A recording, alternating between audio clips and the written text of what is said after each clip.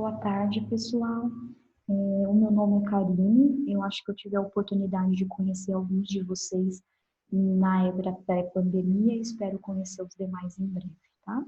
Eu fiz a especialização em oncologia clínica e sou formada pela Faculdade de Medicina de Catanduva, na turma 40, junto com o Dr. João, que falou um pouquinho com vocês na quarta-feira sobre os princípios básicos de oncologia, né? Ele abordou os conceitos de adjuvância, neoadjuvância, tratamento paliativo, que é muito importante, né, para vocês quando estiverem acompanhando, forem atender um paciente da oncologia no pronto-socorro, ou estiverem acompanhando o atendimento de um paciente oncológico para saber qual é o cenário de tratamento em que ele se encontra e entender o que está acontecendo naquele momento. Hoje a gente vai dar sequência nessa aula de conceitos básicos e nas próximas aulas a gente vai falar um pouco sobre as urgências oncológicas, neutropenia febril, hipercalcemia, síndrome de veia cava superior e síndrome de compressão medular, que é muito importante, especialmente para vocês que ano que vem estarão no internato e vão lidar com os pacientes da oncologia quando eles chegarem no pronto-socorro. Hoje, então, a gente vai dar continuidade nessa parte de conceitos básicos, focando um pouco numa ideia geral, nos princípios gerais das medicações que a gente mais utiliza em oncologia clínica.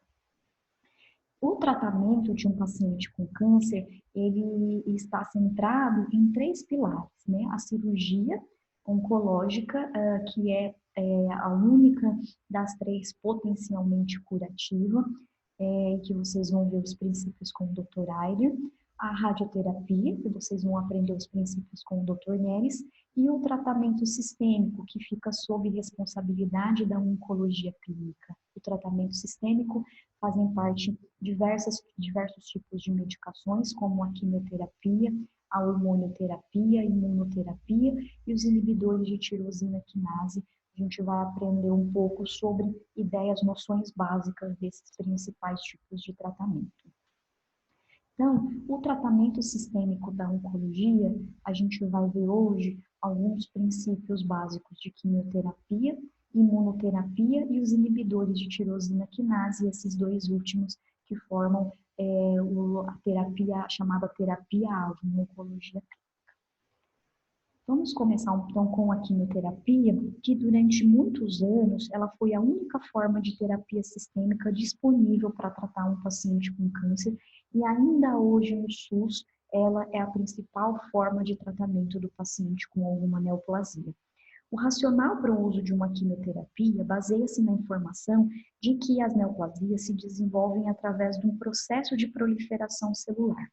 Então, consequentemente, a quimioterapia que a gente pode oferecer para o nosso paciente através de diversas formas, as mais comuns, por via endovenosa ou por via oral, ela vai atuar em algum ponto do ciclo celular, impedindo a mitose, impedindo a síntese de ácidos nucleicos, que seriam essenciais para a duplicação celular, incluindo a duplicação da célula com câncer.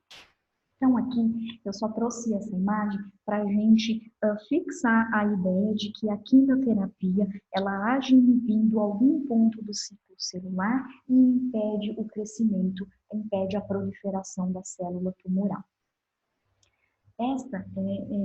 Aqui eu trouxe uma ideia de que cada classe de quimioterapia vai agir em algum ponto específico do ciclo celular.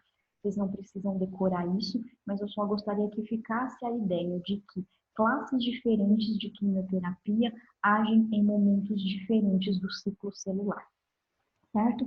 Por exemplo, os taxanos, cujos principais exemplos são o paclitaxel e o docetaxel, essa é a quimioterapia branca das pacientes, porque as pacientes com câncer de mama tanto falam, né?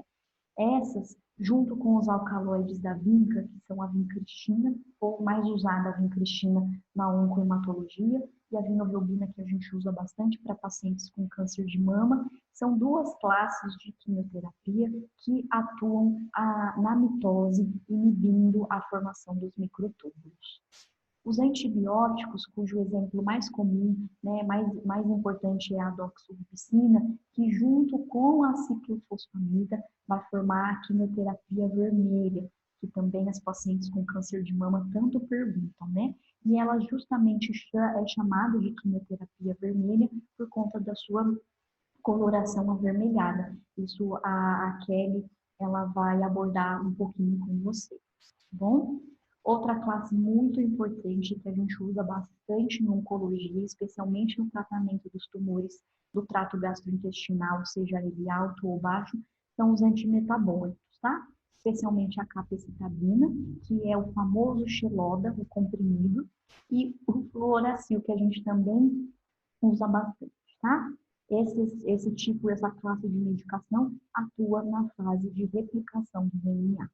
Outros tipos de quimioterapias, por exemplo, os inibidores de topoisomerase, que agem na fase G2 do ciclo celular.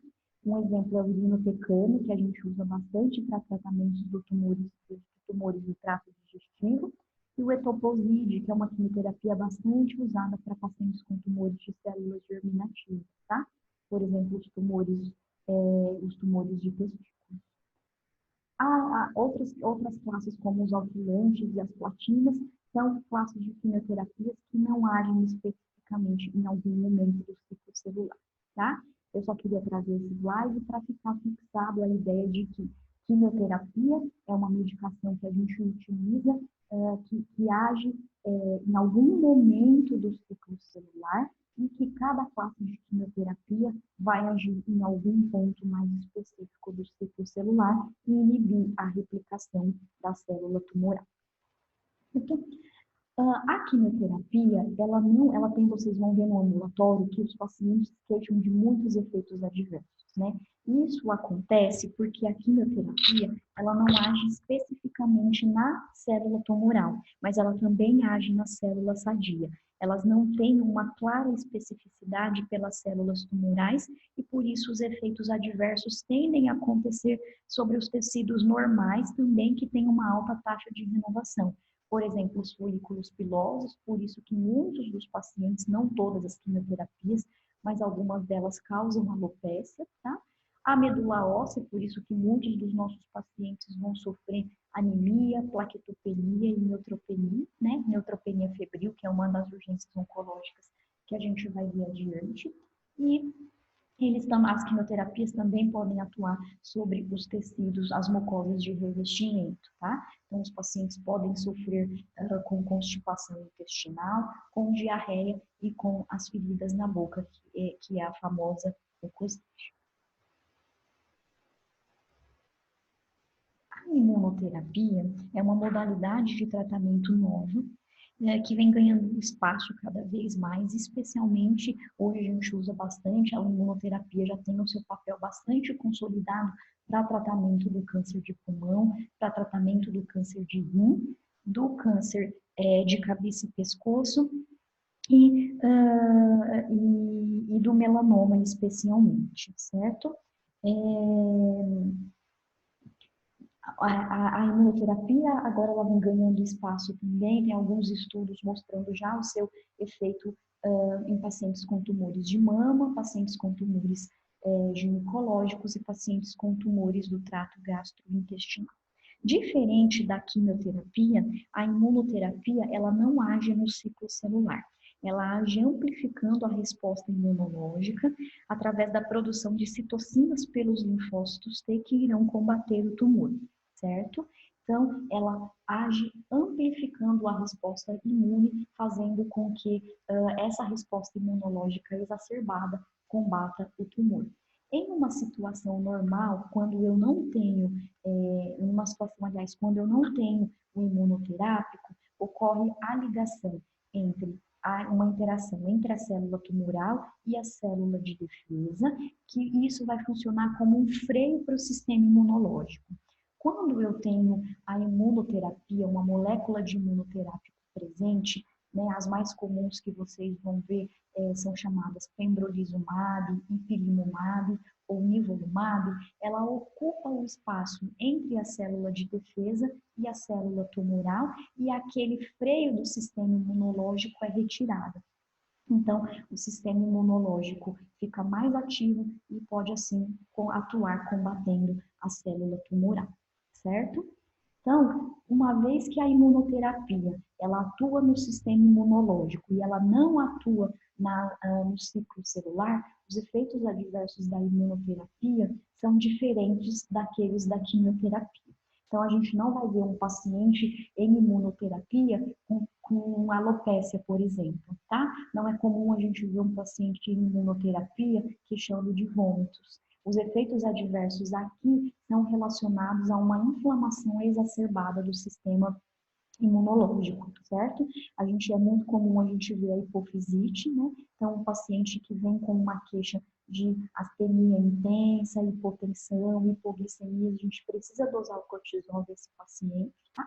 E aí, a inflamação de qualquer órgão pode acontecer, tá? Então, pode acontecer a inflamação de nervo óptico, inflamação do pulmão, inflamação das articulações, da pele, do fígado. Isso é bastante comum com o uso da imunoterapia, certo? Infelizmente, a gente não vai ver muito aqui no SUS, né? Porque a imunoterapia, infelizmente, a quimioterapia ainda é a principal droga que a gente tem disponível para tratar os pacientes, ok? E a terceira e última classe de drogas que eu queria conversar com vocês um pouquinho é sobre os inibidores de tirosina quinase. Então, as quinases, elas são proteínas que vão fosforilar outras proteínas pela adição de um grupamento fosfato e levar à transdução de sinal intracelular que gera uma cascata de reação que, por sua vez, leva a uma proliferação celular, certo? Então, aqui eu trouxe essa animação para mostrar para vocês que quando eu tenho um ligante aqui representado por essa moléculazinha azul que está ligada lá na parte verde, né? Quando eu tenho um ligante, por exemplo, um ligante muito comum, muito importante, que é o fator de crescimento epidérmico, ele liga-se ao seu receptor e isso vai gerar uma cascata de reação intracelular e vai levar à proliferação celular, inclusive à proliferação da célula com câncer, certo? Quando eu tenho um inibidor de tirosina quinase, que aqui eu trouxe a representação do lapatinib, é um inibidor de tirosina quinase que a gente usa bastante para tratamento do câncer de mama. Ele liga-se à porção intracelular e impede a fosforilação, né? Então, toda aquela cascata de reação que iria acontecer na porção intracelular, levando à proliferação da célula com câncer, fica bloqueada, certo? Então, eu não tenho a proliferação da célula cancerígena. Os mais comuns que vocês vão ver a gente usar no SUS é o gefitinib, que a gente usa para alguns pacientes específicos com adenocarcinoma de pulmão, o sunitinib e o pazopanib, que a gente usa para os tumores de rim, e o imatinib também é importante vocês conhecerem, que é o famoso Glivec, né? Que é um inibidor da proteína BCR-ABL presente na leucemia mieloide crônica, né? O imatinib foi o primeiro inibidor de tirosina quinase disponível para uso. Ok? Então, eu acho que era isso. Essa é uma aula um pouco rápida. Tem alguma parte, um pouco né, dessa questão de conceitos básicos no Tratado de Clínica Médica, se vocês quiserem dar uma olhada, tá? Mas hoje era uma aula rápida só para vocês conhecerem um pouco do conceito, do funcionamento da quimioterapia, que age em algum ponto do ciclo celular, age em células sadias e em células do câncer, e por isso que os nossos pacientes experimentam tantos efeitos colaterais, tá? A imunoterapia que age estimulando o sistema imunológico e, portanto, os efeitos colaterais podem ser decorrentes de um sistema imunológico muito exacerbado, por isso que pacientes que têm uma doença autoimune grave, por exemplo, colagenoses, não podem fazer uso da imunoterapia, e os inibidores de tirosina quinase, que são pequenas moléculas que vão impedir a fosforilação e a cascata de reação que ocorreria dentro da célula e levaria à proliferação da célula tumoral, certo? Se vocês tiverem alguma dúvida, quiserem falar, eu estou disponível no ambulatório, tá bom? Um bom final de semana para todos.